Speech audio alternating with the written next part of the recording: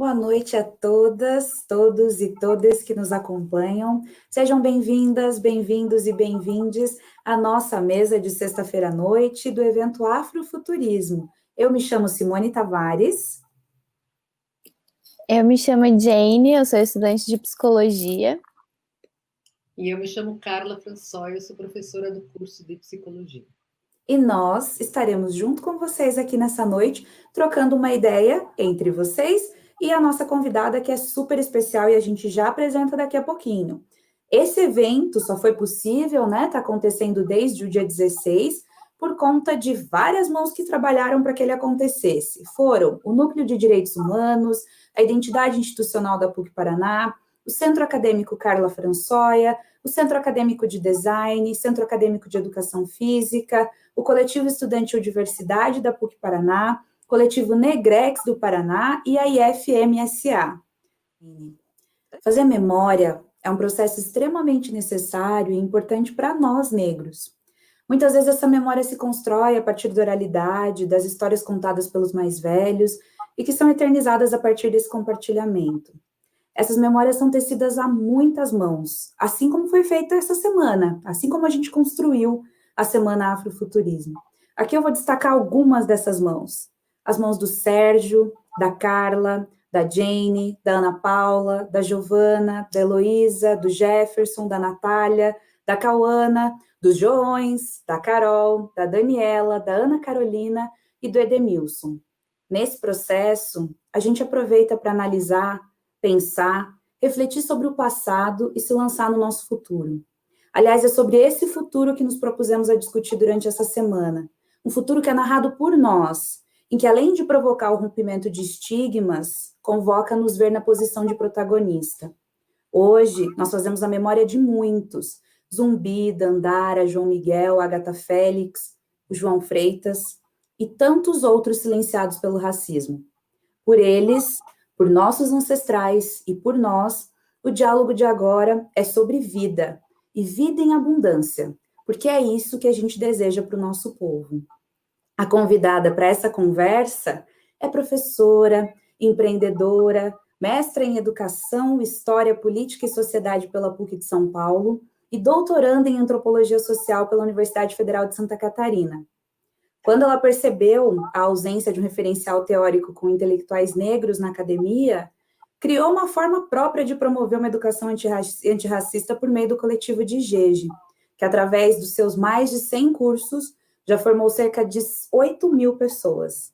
Ela é Jaqueline Conceição. Seja bem-vinda, Jaque. Oi, boa noite. Vocês me escutam bem? Sim, muito bem. Ótimo. Obrigada pelo convite. Estamos numa semana agridoce, né? Começamos a semana com o resultado das eleições municipais e a presença histórica de mulheres negras eleitas para o cargo de vereadoras. Passamos pelo caso da vereadora aqui no nosso estado, em Santa Catarina, as ameaças, as perseguições, o racismo explícito, nada velado. Terminamos a semana com o caso que aconteceu em Porto Alegre, num dia tão simbólico e tão importante para a construção dessa memória coletiva sobre outras formas de vida da população negra. Acho que, dentre aquilo que eu pensei em conversar hoje, trazer para a gente conversar, essas três situações, elas falam muito sobre o ponto dessa conversa, que é a ideia das políticas de ações afirmativas para a consolidação do acesso, da permanência, da qualificação do ensino superior para a própria população negra, para a comunidade negra. Eu lembro que quando veio o convite, a gente meio que conversou do que falar, como problematizar. A política de ações afirmativas no Brasil, ela é da virada, né, da década para cá, quando ela começa a ser desenhada e vai aos poucos sendo implantada nas universidades, primeiro pública, depois as privadas. E eu sou de uma geração anterior às políticas de ações afirmativas produzidas no governo Lula. Então eu sou de uma geração anterior à ProUni, Enem, Sisu. Quer dizer, quando eu entrei na faculdade já existia o Enem, mas ele não tinha o caráter que ele tem hoje de ser usado pelo vestibular. de tal modo que eu só passo a acessar as políticas afirmativas no doutorado, quando entro no programa onde faço o doutorado hoje, foi o primeiro programa da Universidade da Federal de Santa Catarina a implantar a política de ações afirmativas. Ainda um programa de políticas de ações afirmativas pequeno, né, são 3 vagas destinadas, 2 para candidatos negros e 1 para candidato indígena, comparado com o número de vagas que é ofertado, que normalmente é em torno de 15 a 20 vagas, mas foi um dos primeiros, foi o primeiro programa, então serviu de modelo e de exemplos para outros programas. Hoje, essa semana, o Conselho Universitário da UFSC votou e determinou que todos os programas de pós-graduação, inclusive do direito, da medicina, que são áreas que tradicionalmente se colocam com resistência a essa forma de ingresso, são, a partir de agora, obrigatório a oferta de vagas para ações afirmativas dentro dos programas de pós da universidade. Isso é resultado de uma luta da própria comunidade universitária, tanto dos docentes, quanto dos discentes, quanto dos funcionários técnicos da universidade, e certamente vai abrindo portas para que outras universidades públicas e privadas que buscam pela excelência da formação, né, dos seus discentes, possam pensar estratégias de trabalhar a diversidade. O programa onde eu fiz o mestrado, na PUC em São Paulo, a PUC em São Paulo é um caso à parte, no sentido de que o número de alunos e de docentes negros é baixíssimo comparado com o tamanho do corpo docente e discente da universidade. Mas o programa onde eu fiz mestrado, por exemplo, começa agora, eu terminei em 2014, então começa agora a pensar a possibilidade de verificar a necessidade ou não da permanência de uma política, né, de ações afirmativas. E aí pensar políticas de ações afirmativas não é só a entrada do aluno, né, a entrada do aluno na universidade. Pensar um programa, uma política de ações afirmativas passa, sobretudo, pela permanência desse aluno dentro da universidade, uma permanência qualificada do aluno na universidade e políticas de acolhida para as próprias questões estruturais do racismo na universidade. Então, um pouco do que a gente vem construindo no programa onde eu faço doutorado é o que eu me propus a compartilhar a partir dessa experiência como uma aluna de ações afirmativas de uma universidade e vem nesse processo de construção. Então, quando eu entrei em 2019, nós éramos a terceira geração, né? Começou em 2017, a primeira turma de alunos de ações afirmativas, 2018 a segunda, 2019 a terceira turma. E havia ainda muitas lacunas, como ainda há muitas lacunas dentro do programa. Uma das coisas que foi observado, eu queria contar como é o processo seletivo que a antropologia faz, porque ela tem 2 processos seletivos de admissão, um de ampla concorrência e o processo seletivo para ações afirmativas, pessoas negras e pessoas indígenas, né? Pessoas indígenas concorrem a um grupo de vagas, pessoas negras a outro grupo de vagas. O processo de ampla concorrência ele é composto pelo rito tradicional, a prova teórica, a apresentação do projeto, a defesa do projeto, a entrevista a partir do currículo Lattes, a publicação dos alunos, tanto para mestrado quanto para doutorado.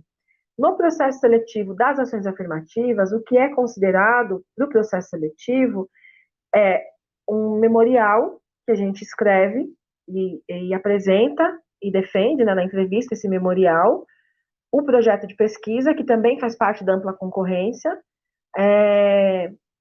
as cartas de indicação, que também fazem parte da ampla concorrência, e a entrevista sobre o memorial e o projeto. Há uma ênfase menor em relação ao Lattes, porque se entende que na trajetória escolar, na trajetória acadêmica dos alunos negros, a possibilidade de acesso a publicações, a artigos ou a eventos, ela é menor, porque tem um fator econômico que muitas vezes impede que isso aconteça como acontece com os alunos que vêm de uma outra realidade socioeconômica.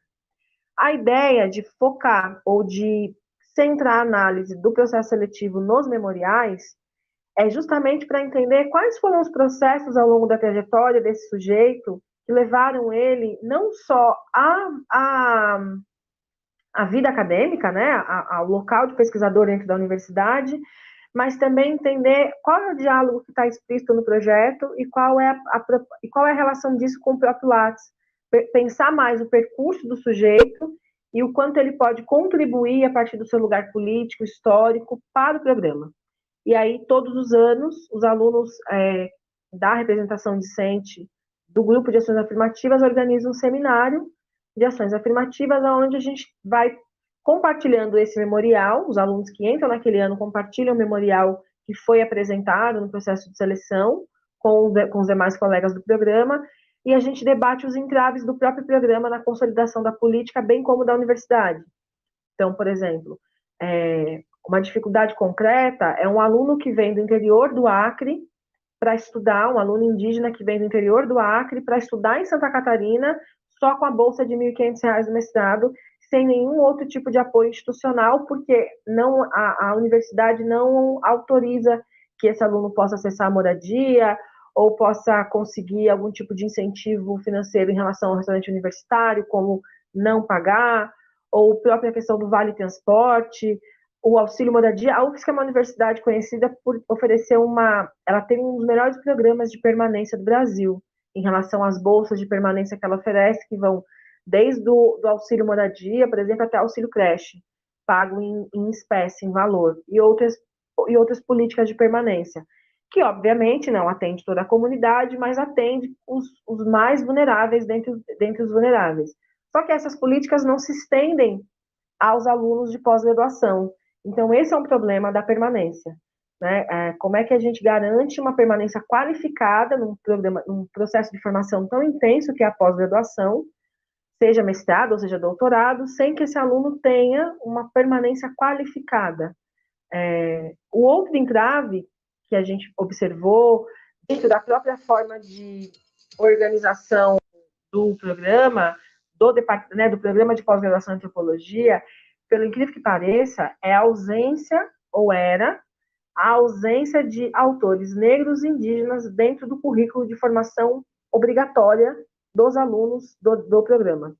Então, o aluno ia fazer as disciplinas obrigatórias, que são aquelas que dão a formação básica para ele enquanto pesquisador, enquanto futuro docente, que vai formar outros pesquisadores no seu fazer na universidade, mas ele não sequer via autores negros e autores indígenas dentro da formação. Então, o sujeito pesquisa corpos racializados, né? O pesquisador atua na investigação sobre a questão indígena, a questão afro-brasileira, mas não lê, na sua formação básica, esses autores.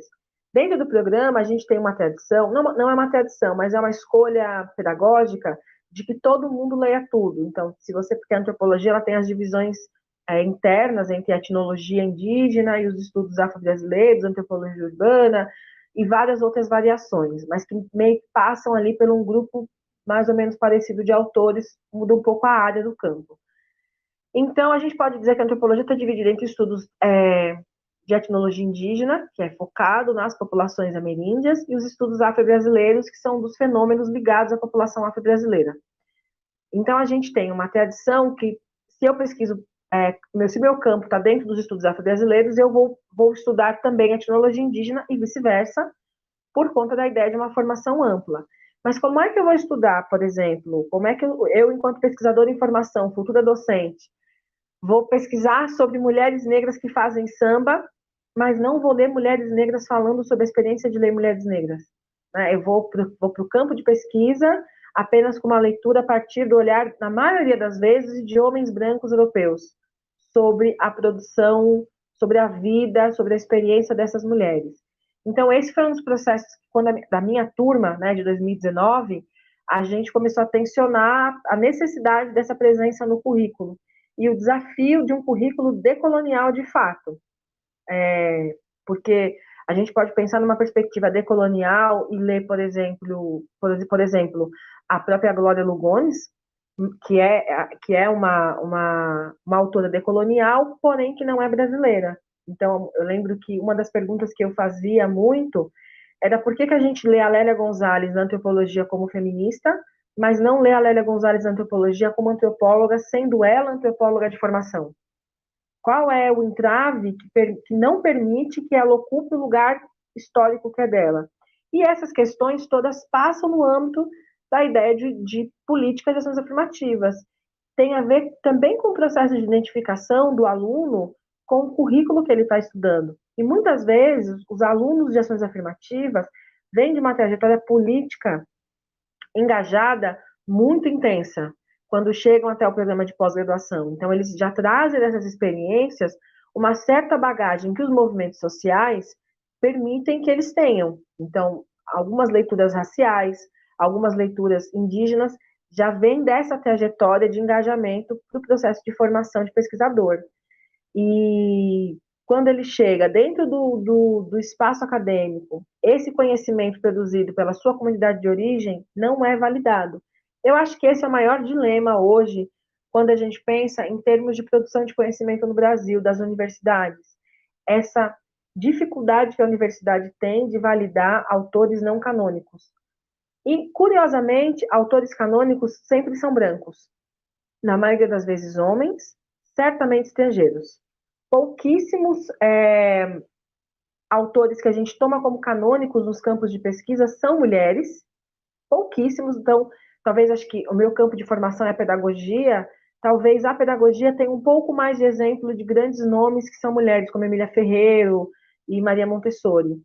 Mas, ainda assim, a maior parte dos autores que são referências, que são recomendados, que são reconhecidos, que estão nas buscas, nos indexadores, são homens. E isso se reflete, inclusive, na própria forma de acesso a esses lugares. Saiu uma pesquisa no começo da pandemia, pela Sociedade Brasileira de Pesquisa Científica, dizendo que a maioria das publicações que foram publicadas nos 3 primeiros meses durante a pandemia eram de homens.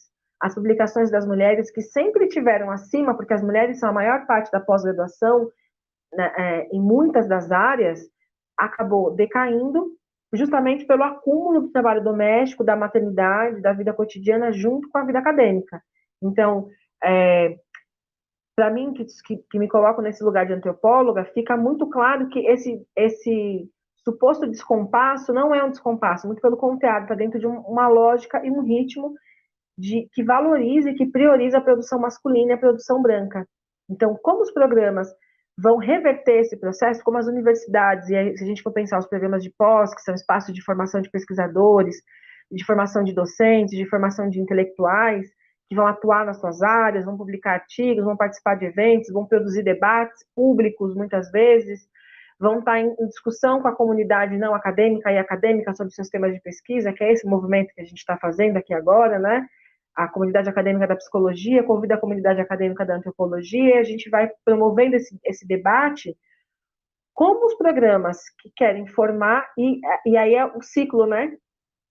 Como brinca meu filho caçula, é o ciclo do Rei Leão, que é um ciclo sem fim. Então, os programas colocam alunos dentro dos programas de pós-graduação através de políticas afirmativas. Esses alunos têm uma formação não afirmativa, têm uma formação eurocentrada, embranquecida. Quando eles forem ser professores e pesquisadores, interlocutores nos seus locais de trabalho, né, nas universidades, onde eles forem atuar, qual vai ser o repertório teórico que eles vão ter para oferecer para os seus alunos em formação, futuros professores, futuros pesquisadores? O referencial teórico branco, eurocentrado, que silencia vozes dissidentes, que não possibilita a crítica. E eu acho que o movimento da política de ações afirmativas, ele leva para o lugar do tensionamento do status do poder, né, do poder constituído dentro das hierarquias das universidades, e do tensionamento do poder enquanto o conhecimento como o próprio poder. Né, produzir conhecimento, o ato de produção, de escrita, de pesquisa, de leitura, é um ato, é uma gestualidade, é uma coisa que o corpo faz, que está impregnada de um poder, que é o poder da estrutura da universidade, mas também o poder do conhecimento. Porque o conhecimento, eu lembro que quando eu entrei no mestrado, um professor, na primeira aula, assim, ele falou, olha, a partir de hoje vocês fazem parte da elite do Brasil, mas não é a elite financeira, é a elite intelectual. Vocês fazem parte dos 6% de brasileiros que possuem pós-graduação no Brasil. Isso é um grupo pequeno comparado a toda a população brasileira e é uma elite que pensa os destinos da nação, porque o que a gente faz aqui na universidade vai para o mundo. Pode não ir amanhã, pode não ir depois de amanhã, mas em algum momento esse conhecimento vai para o mundo e altera a forma de produção de vida. Então, vocês precisam ter muito claro qual a responsabilidade política, qual a responsabilidade filosófica, qual é o compromisso de vocês com o que vocês estão fazendo a partir desse dia. Isso ficou muito forte para mim, né, de pensar esse lugar. Então, quando chego num programa de antropologia, que é o ramo das ciências humanas que cria a noção de raça, a antropologia inventa a raça na virada do século, né? É ela que diz o que é raça, o que é cultura, a partir do diálogo com a sociologia, com a história, com a arqueologia, com a filosofia, mas ela chama para si essa disputa ou essa narrativa, e de repente, num programa de formação de mestres e doutores em antropologia social, nós não lemos, não temos contato, não temos acesso a autores negros e indígenas que estão ocupados pensando as coisas que os franceses e os ingleses vieram estudar no Brasil, né? Mais os franceses, porque a gente tem uma relação muito forte com a antropologia francesa e com a antropologia norte-americana. Então, eu percebo dessa trajetória, né, no meu primeiro ano eu participei da representação discente, junto aos colegas que estavam articulando as ações, de reflexão, de debate sobre quais os caminhos concretos que nós gostaríamos de dirigir o Programa de Ações Afirmativas do PPGás da UFSC, e o maior entrave não é colocar o aluno para dentro, mas é garantir a permanência dele do ponto de vista do bem-estar, né, físico, mental, psicológico, emocional, de saber que ele vai ter onde morar, que ele vai ter o que comer, que ele vai conseguir terminar a jornada dele de formação sem que ele tenha que passar necessidades, ou que a sua família também tenha que passar necessidades para poder permitir a formação dele. A maior parte dos alunos de ações afirmativas da universidade são de fora, são estrangeiros que eu digo assim, de outras cidades e de outros estados. Muitos vêm do norte e do nordeste estudar na universidade, aqui na UFSC, para o programa de ações afirmativas. Então, tem toda essa questão do deslocamento. E o maior, né, o entrave, que daí é um entrave que eu acho que é da universidade, é esse currículo que parta de uma perspectiva da diversidade. A gente não precisa parar de ler Lévi-Strauss, mas a gente também pode ler Lélia Gonzalez, Frantz Fanon, Nilma Lino Gomes, Kabengele Munanga e uma série de outros antropólogos e ativistas negros que estão discutindo no campo da antropologia a partir de uma perspectiva negra, uma perspectiva afro-referenciada. E pensar esse currículo é a parte mais difícil, porque para além do jogo de poder, falta para o docente, muitas vezes, a formação também, para que ele consiga mobilizar as informações, os conteúdos, os recursos necessários para implantar esse currículo dentro da universidade.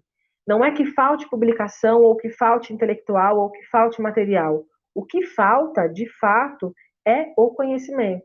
A gente tem muito mais acesso à produção literária e acadêmica de autores brancos no Brasil do que de autores negros. Nesse sentido, o papel um pouco do DIGEG é suprir essa lacuna, primeiro para dar vozes ao que as mulheres negras estão fazendo no Brasil, do ponto de vista não só teórico, mas também literário, estético e poético, a partir do lugar político do feminismo negro, porque é esse o nosso local de deslocamento, o feminismo negro, mas também contribuir com uma formação antirracista, no sentido de instrumentalizar professores, pesquisadores, ativistas, profissionais que lidam com as questões das racialidades, né, dentro do seu próprio fazer profissional, mas que tem muita dificuldade de encontrar esse material ou simplesmente não sabe que existe, pelo incrível que pareça.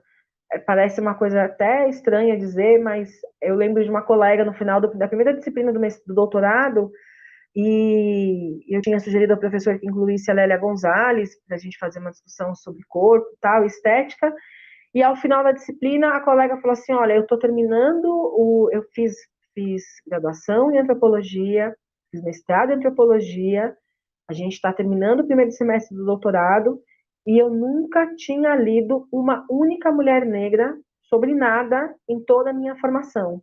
A primeira vez que eu tive contato com uma mulher negra foi agora, e ela trabalha com mulheres, o campo dela de pesquisa são mulheres de um grupo étnico que fica na divisa, acho que da Bolívia com o Brasil, não me lembro bem agora. Mas, e as questões que a Lélia traz eram questões que ela observava no campo, mas ela não conseguia achar interlocução com os autores clássicos da antropologia. Então, acessar o pensamento da Lélia, naquele momento da formação dela, possibilitou que ela conseguisse olhar outras coisas que não rigidamente aquilo que os autores franceses que ela utilizava como referência, porque foi o que ela aprendeu desde a graduação, permitiam que ela conseguisse alcançar, né, no desdobramento da pesquisa. Então, esse desafio, ele passa, penso eu, por esses lugares, pelo um processo de admissão que seja possível de ser cumprido, por condições de permanência dentro desse espaço, mas por políticas concretas que mudem a estrutura, não só da entrada do sujeito no espaço universitário, mas também da permanência dele de forma qualificada. Eu nunca tive um professor negro, desde a infância, desde do prézinho até os dias de hoje, eu nunca tive um professor negro, nenhuma professora em nenhum dos espaços formativos formais que eu transitei ao longo da minha vida. E isso fala muito da necessidade dessa mudança que tem que ser estrutural, no sentido da admissão, mas também curricular. E eu acho que era isso que eu trouxe para a gente pensar, assim, e aí a partir das perguntas a gente pode ir aprofundando. Obrigada. Eu tenho alguns comentários enquanto você foi falando, eu fui pensando aqui. Eu sou da psicologia, e quando você falou da Lélia Gonzalez, desse entrave da gente estudar a Lélia enquanto uma pessoa fundamental no currículo, em vez de ser só no campo do feminismo, eu pensei na Virginia Bicudo, que é uma autora negra, psicanalista, que eu nunca tinha ouvido falar, até fazer o seu curso no Coletivo de Geja, eu tive esse prazer. E a Virginia Bicudo, ela foi uma das pessoas que trouxe a psicanálise para o Brasil, e ela não é estudada como uma autora de base na psicologia. Isso é uma das consequências, assim, dessa universalidade branca, né? Que é uma coisa que como diz a Grada Quilomba, que faz com que pessoas negras, quando estudam subjetividade negras, elas são consideradas algo muito específico, mas a gente está estudando a subjetividade branca há muito tempo, e isso é algo visto como geral, né? E uma das experiências que mais marcou a minha vida é que eu sempre tive nesses espaços um pouco mais elitizados, né? Na universidade, no cursinho, escolas particulares, e eu sempre fui a única pessoa negra no ambiente. Então eu vivi eu vivi coisas que os meus colegas, que os meus amigos não sabiam que eu vivia e não entenderiam se eu dissesse. Então faz muita falta a gente se ver nesses espaços, faz muita falta a gente ver os nossos nesses espaços e não só um ao outro, porque agora com esse evento eu tive conexão com diversos alunos negros da PUC, mas eu nem sabia que eles estavam ali, porque a gente tem que procurar, a gente não vê eles do nosso lado, né? Então a gente quer ver pessoas pretas na sua multiplicidade, diversidade na universidade, pessoas negras de pele clara, pessoas negras de pele retinta, e isso a gente não vê. Sempre que a gente vê pessoas pretas na universidade, geralmente são as pessoas pretas de pele pessoas negras de pele mais clara, né? Essa é uma das questões também. E é isso, faz muita falta a gente olhar para o lado e ver alguém que vai compreender as nossas dores e que vai conversar com a gente e compreender tudo que a gente passa e trocar esse afeto, esse carinho, e é isso. Eu acho que tem uma coisa no que você está dizendo, que o nosso exercício sempre enquanto pesquisador, seja de graduação, seja de pós-graduação, seja o professor que já é doutor, mas que ele continua no lugar de pesquisador, né? Então, que ele é um professor pesquisador, é sempre a gente conseguir ir o passo além. Então, tem uma ideia, um conceito que a Sueli Carneiro trabalha, que é a ideia de epistemicídio, que ela vai dizer que essa ausência de corpos negros e do saber negro no currículo, por exemplo, das universidades, é uma das formas, ou melhor, é a principal forma que a estrutura racista opera para excluir a presença, a memória e a experiência negra da vida cotidiana. Porque se você não tem a presença intelectual, pensando primeiro que na construção do Ocidente, a ideia de intelectualidade está muito marcado a própria experiência masculina, né? O mito fundacional que está na Bíblia vai dizer que os homens são a razão e as mulheres são a emoção. Isso se desdobra em vários outros mitos do Ocidente, nos mitos gregos, nos mitos romanos e vários tantos outros, né? No grande mito fundacional que é Deus e Virgem Maria, isso está lá, no Adão, na Eva, isso está sempre implícito. Então, e a ideia do homem branco é especificamente o homem branco, né? Ou o mais próximo dele, que é a mulher branca. Então, logo de cara, se a razão se expressa na intelectualidade e o que a memória social legitima da população negra é a dança, é a arte, é o samba, é o carnaval, é a feijoada, a cultura está criando simbolicamente a narrativa de que a população negra não produz intelectualmente. Vamos ler Lélia como feminista negra, porque como ativista ela é boa, mas como antropóloga não. Qual foi a teoria que ela fez? Qual é a teoria que ela produziu para ela ser antropóloga? Mas ela está produzindo sobre o feminismo negro a partir da antropologia. É da antropologia que ela parte para pensar feminismo negro. Antropologia e psicanálise. Mas um dos lugares dela de interlocução é a antropologia. Por que não ler ela dentro do campo da antropologia? Então, esse é um dos traços. O outro traço que a Sueli Carneiro vai dizer é que a ausência física, não tem intelectualmente. Então, não está na razão. Se não está na razão, não tem um valor social grande, considerável. Essa é a primeira coisa.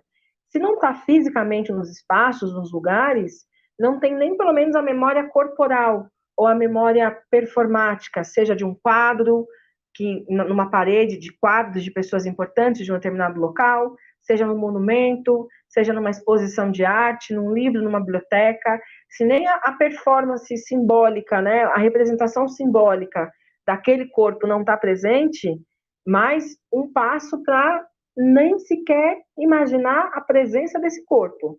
Então, no caso da Virginia Bicudo, tem esses dois marcadores. Não há a presença intelectual dela na formação da psicanálise, da psicologia no Brasil, e nem sequer há livros dela nas universidades das bibliotecas, quer dizer, nas bibliotecas das universidades, que a gente possa pesquisar e que a gente possa ter acesso.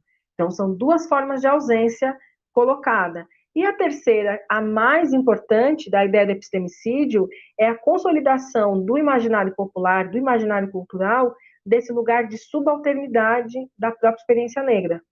Então, são três coisas que atuam no mesmo tempo e no mesmo espaço para consolidar o extermínio, né, o epistemicídio, a ausência completa da vida negra na sociedade brasileira, para além dos lugares que a branquitude deseja que a experiência negra ocupe, que é o futebol, que é o carnaval, a mulata, a escola de samba, o candomblé, de uma certa medida. Então, formas que fujam disso, porque às vezes parece, quando a gente fala assim, a ausência de professores negros, parece que reduz a só uma questão física, de colocar um corpo negro atuando dentro do espaço universitário. Daí eu faço paralelo com o que eu dizia sobre as ações afirmativas. Não é só a presença do corpo negro, embora ele por si só seja político, né? Assim como mulheres em espaços masculinos, a presença simples de uma mulher nesse espaço já é um ato político de enfrentamento. A mesma coisa com a população negra, com as travestis, com as trans, com os trans, e assim com os corpos dissidentes, que fogem dessa regra do mundo do homem branco. Mas isso por si só não é o suficiente.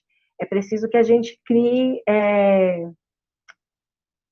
medidas mais concretas. Claro, o que aconteceu em Porto Alegre, isso foi ontem, foi noticiado hoje, é uma tragédia, como tantas outras tem no Brasil, mas a ampla divulgação no dia de hoje tem dupla função, né? E aí vocês são da psicologia, talvez me deem razão no que eu vou dizer.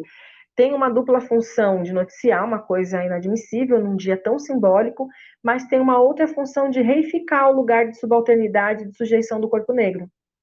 Porque numa data simbólica como essa, a notícia de que um homem negro foi morto por espancamento, tal qual era na época da escravidão, É uma forma, diria eu, inconsciente, como está lá na Lélia Gonzalez, a neurose cultural brasileira, da branquitude reafirmar o seu gozo perverso da superioridade branca, de dizer, tá vendo? A gente mata vocês igual mata animal, na unha. Então, a realidade está colocada. Quando é que a gente quebra isso?